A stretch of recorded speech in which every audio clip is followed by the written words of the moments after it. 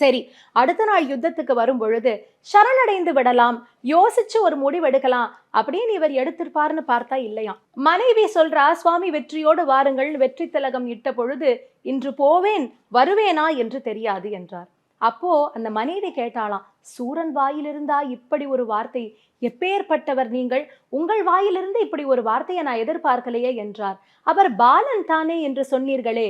அப்ப சொன்னாராம், அவர் பாலன், ஆனால் அவரே எனக்கு காலன் என்பதையும் நேற்று உணர்ந்தேன் என்று சூரபத்மன் சொன்னார். அப்ப கூட அவ கேட்டாளாம், இவ்வளவு தெரிகின்றதல்லவா, அப்ப சரணடைந்து விடலாம் தானே. அப்ப சூரபத்மன் சொன்னாராம், சூரனாவது சரணடைவதாவது ஒரு காலம் நடக்காது, வீர மரணம் யுத்தத்தில் உண்டே வழிய சரணடைவது என்று கிடையாது.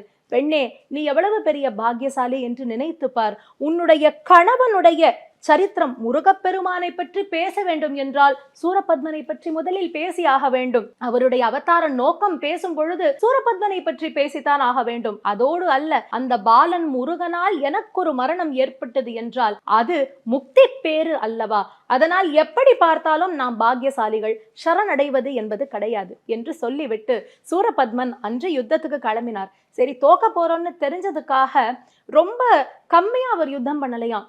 இன்னும் வீர ஆவேசம் எடுத்து அவ்வளவு ரௌத்ரத்தோடு அவர் பராக்கிரமசாலி, அப்படி ஒரு யுத்தத்தை செய்கின்றார்.